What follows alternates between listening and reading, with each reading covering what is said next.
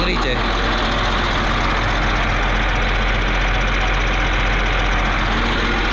Začalo pršať. Ahojte, dnes ideme lisovať seno.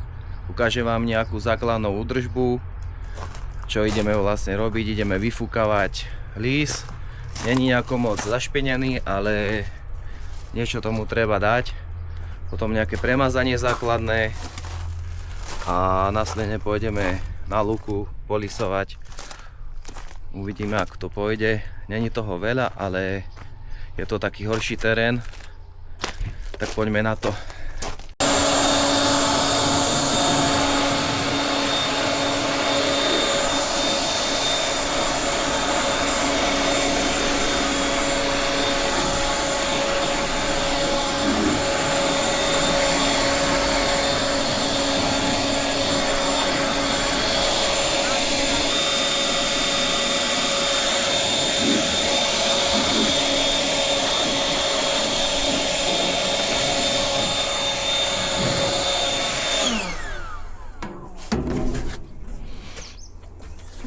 Kontrolujeme stav oleja v prevodovke. To je plné, dobre.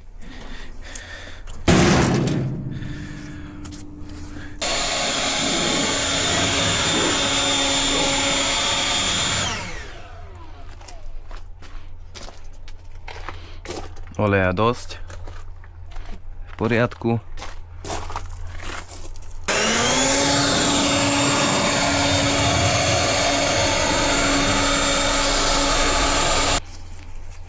No dobre, ideme to premazať.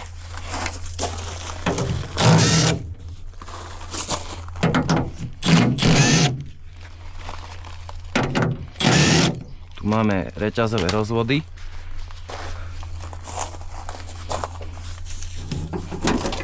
Pozrieme sa na to, či to máme dobre našpanované.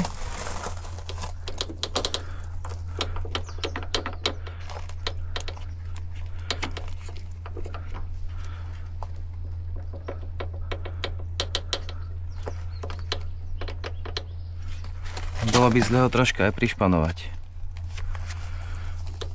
Mazanie, to je dobré.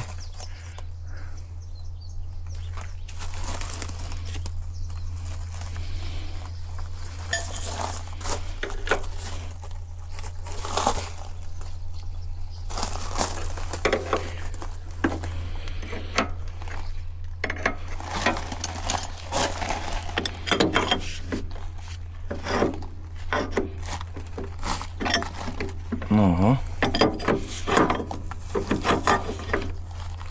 To už ďalej nechce ísť. Asi sme na konci. Skúsime si možnosti aspoň dotiahnuť, či to bude lepšie, neviem.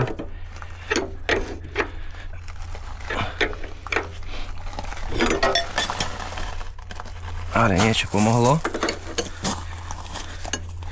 Zase oni nemôžu byť nejak extra moc silno. Potom ich môže naťahovať, ale troška ono sa to ešte dorovná, keď sa spustí.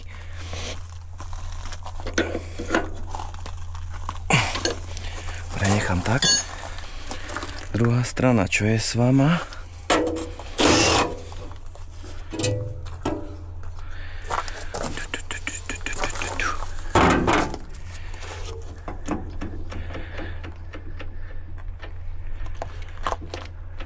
Tento je voľný, ale nie až tak. Nechám zatiaľ tak. To vyzerá by lepšie.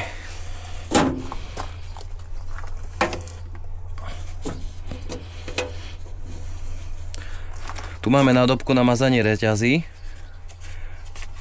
Maže si to automaticky. Neviem, v akých intervaloch to presne robí, ale je tam čerpadielko zo spodu, ťahá si to olej. A vlastne pekne tadiaľto touto hadičkou to ide do rozvodov olejových ku každej reťazi na stroji. Takže tu máte označené takto pekne mazacie miesta, ako často to treba mazať každých 8 hodín. To asi aj tak vychádza. Ahojte, tak prišiel som z krásnych slnečných Krpelian. na pole 2 km vzdušnou čiarou. Idem lisovať. Pozrite.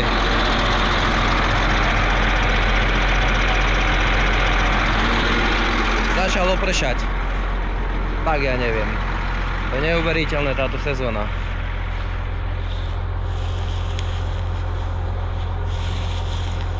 To je suché. By sa úplne v pohode dalo lisovať. No nič, idem si to prichystať. To zatiaľ len tak málo kvapka, dúfam, že nezačne ešte viac pršať. Potrebujeme dať ešte podvozkové kolesa na zberači, založiť. Toto je akože fakt sila.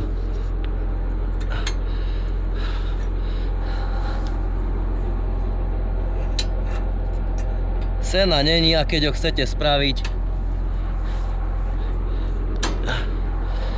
tak nemôžete. To je poľnohospodárstvo, no čo sa dá robiť. Treba si z toho robiť ťažkú hlavu.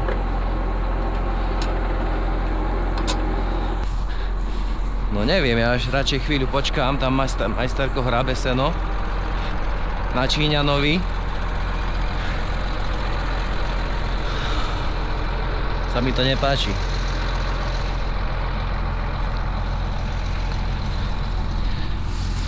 Je to suché, parádne a zelené. Dúfam, že to bol len taký pľúvanec. Nenamoklo to ešte vôbec, takže ak nezaprší nejak viac, tak tu nemôžem robiť. Ešte chvíľu počkám. Tak toto vyzerá znútra. Musím ten zberač stále pridvihovať, lebo je tu terén taký veľmi zvláštny.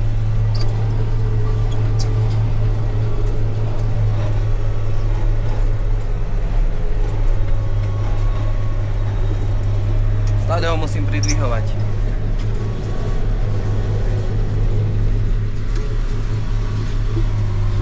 Aha. Dokonca zastane.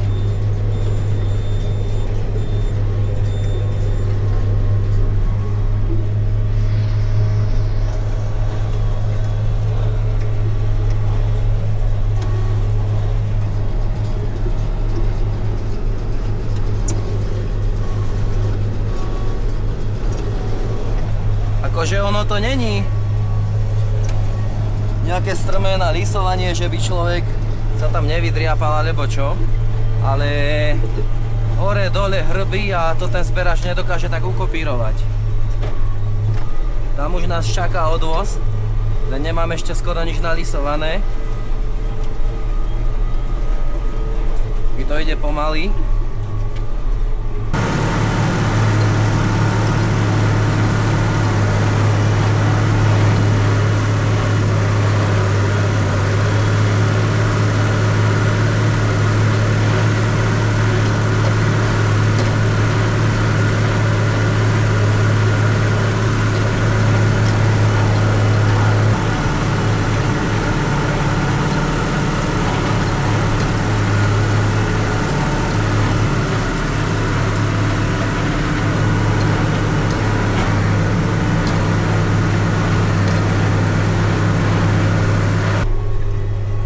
Na tejto rovine je to ako tak.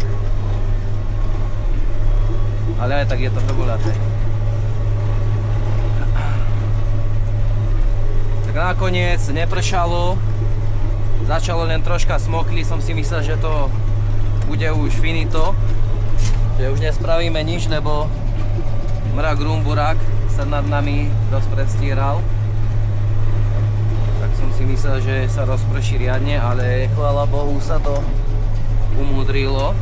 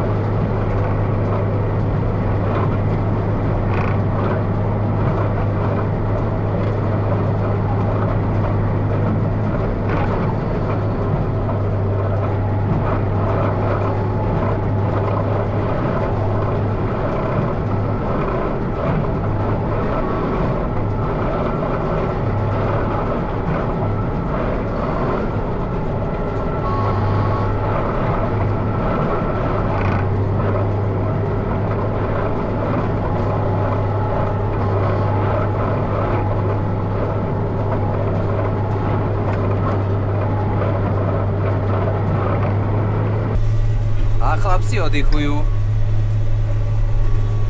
Oco ten aj tak nerobí, lebo má ruku pokazenú, ale a majsterko nám pomáha, to je jasné. On mi to tu nahrabal. A sa ma aj pýtal, že či ho nahrávam. Tak som povedal, že ešte nie. Že až keď budem slávny, že potom ho budem nahrávať. To teraz nemá význam.